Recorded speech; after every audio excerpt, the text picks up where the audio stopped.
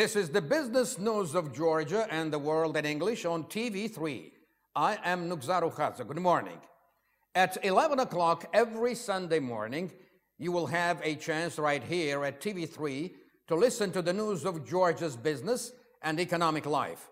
On top of that, we will be giving you the news concerning the world economic trends and the most talked about investment projects in the country and around the globe. Just watch us. You can turn our information into your money and the tools of its right management, saying nothing about the success that might follow for you. Let us now go straight to the latest in business and economy. The National Bank of Georgia has cut its prognostic index of the country's economic growth down to 4%. According to the bank experts, the drop in economic growth was caused by weakening of activity in financial and business sectors of Georgia's economy.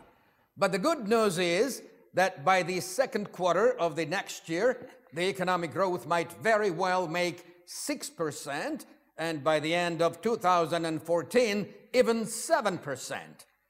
Our correspondent Kote Mosidze has looked into these sectors, thanks to the activity of which the economic growth might be secured. Kote, what have you got for us this morning? Good morning, Nug. I have talked to the expert of economics, Irakli Lekwinadze, who explained to me what had caused the drop in economic growth. The slowdown of economic growth was caused by several reasons. Among them, the most important factor is the current political situation in Georgia since last year's second half till today. Tough, decisive elections, the change of government, its formation, the transitional period, new initiatives and time for their implementation caused certain expectations in investors.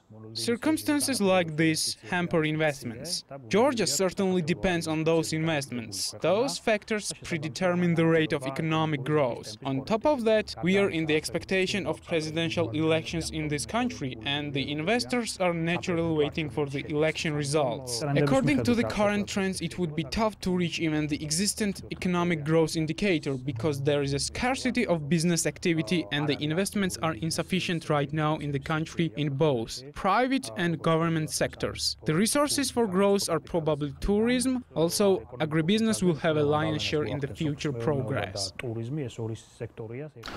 Yes, there is a certain slowdown in economy, but the forecast for the nearest future is not leaving us without the hope for better economy in Georgia, and this might happen as soon as the end of this year. This is Konstantine Mosidze reporting for TV3. Thank you, Kote.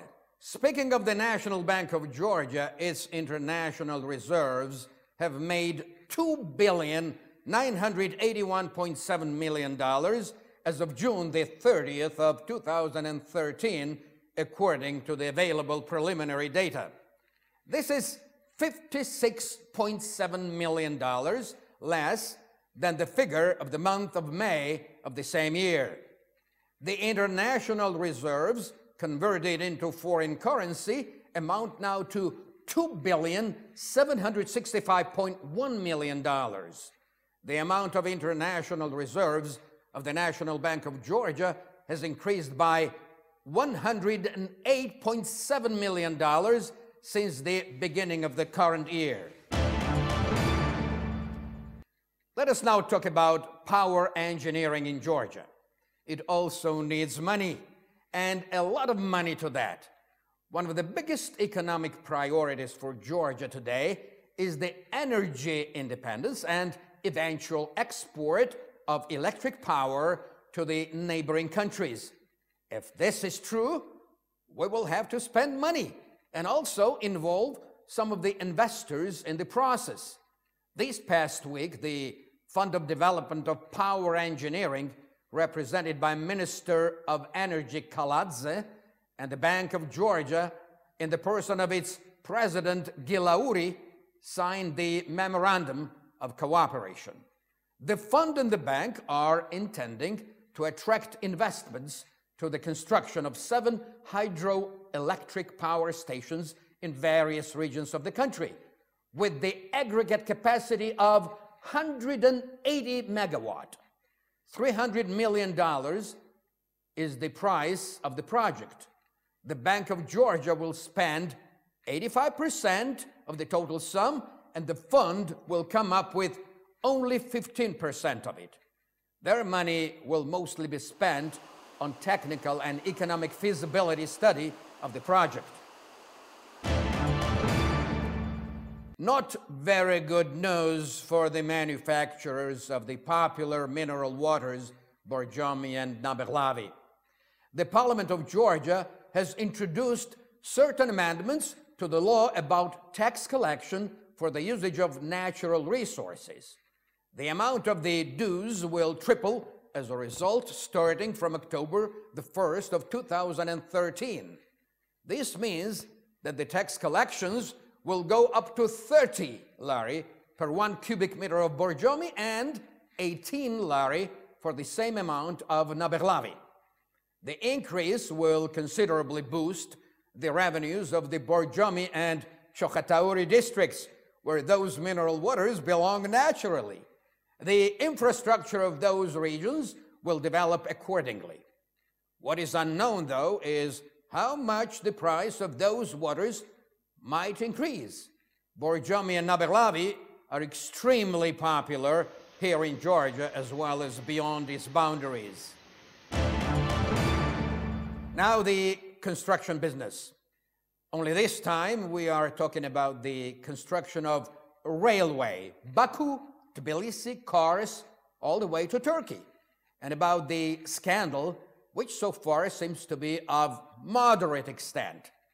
President Saakashvili insists that the construction of the railway was planned to conclude towards the end of his presidential term, but the new authorities of the country are in the way of developing the project. According to him, the suggested conditions of the construction might extend it for 2 more years into the future. Saakashvili also emphasizes that the procrastination of the railway construction in the context of presumable opening of the railway via Abkhazeti could be part of the Russian plan in the Caucasus. The president assumes that Russia is trying to create a kind of a bridgehead in the region. Meanwhile, one of the participants in the project, the company called Marabda Karzakhi, is trying to prove the opposite. The head of the company, Irakli Tsulaya, made a statement that the president is trying to discredit very important for the country a project, adding that the former government had embezzled the funds from the project. Well, in addition, the company representatives declared that only 28% of the planned works have been performed in the past 4 years, whereas the scope of works currently widened several times. Here is an interesting reminder, though. The railway construction is provided for by the Azerbaijan Preferential, otherwise called Easy Credit, amounting to $700 million. The project has undergone multiple alterations. Therefore, the financial corrections had taken place too. Actually, the Baku-Tbilisi-Kars Railway is considered a potential competitor of the Russian Trans-Siberia Railway line. So much for the shortage of the railway lines. How about the scarcity of hotels? The deficit is real, and the fact is confirmed by the tourism administration of the country. The hotels are overloaded, not only in Tbilisi and Batumi, but also in the regions of Kakheti and Imereti. This is definitely understandable, having on mind the gradual enhancement of tourism in Georgia.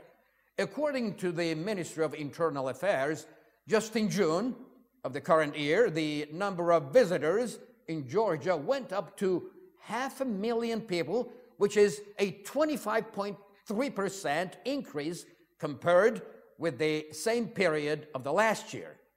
Here is another figure. From last January to June included, 2,188,721 visitors came to Georgia, which is 29.2% higher compared to the same period of time a year ago. Well, not all the visitors had stayed at hotels, and part of them sojourned here as transit passengers for a brief period of time. And still, the experts presume that investing money in hotel construction makes a lot of sense. By the way, most of the guests are coming from Turkey, Azerbaijan, Armenia, Russia, and Ukraine, but the number of visitors from the countries members of the European Union is steadily growing too. Guests from Poland, the Czech Republic, and Italy have distinguished themselves as the most frequent travelers to Georgia. Now the news from abroad. The United States Securities and Exchange Commission has abrogated the 80-year-old ban on advertising private investment companies, hedge funds, and other investment organizations. One of the reasons that have triggered the ban was its ineffectiveness and its outdated status. The majority of such companies are using social networks for advertising, mostly the Twitter and the Facebook. Experts say the majority of successful companies might not be terribly excited with the newly introduced ban on advertising because they are already enjoying a big number of clients and a long-standing reputation in the market. But minor companies welcome the change because they have acquired much wider opportunity to advertise. Important information for those who take interest in energy carriers. Actually, for all of us, the consumers. The International Energy Agency is predicting growth in the worldwide consumption of crude oil in 2014. According to expert opinion, this indicator may increase by 1.2 million barrels and will reach 92 million barrels around the clock. This year's figure is tending to increase and make 90.8 million barrels. The currently used data of global oil consumption might ask for certain serious corrections because they are not based on new considerations of slowdown in the world economy. The World Bank has recently come up with the new prognostic index of the growth of the world economy in 2013, which is 2.2% compared to the previous figure of 2.4%. Just for the comparison's sake, the global economic growth had made 2.3% last year. The World Bank is still making a happy comment that the world economy is getting well on its feet, although the movement forward is somewhat hesitant and a little unstable. Let me talk to you now about our daily bread. Literally, based on the information of the United Nations Food and Agriculture Organization, the world grain production this year may reach its historical maximum 2,479,000,000 tons, which is 7% higher than the last year result.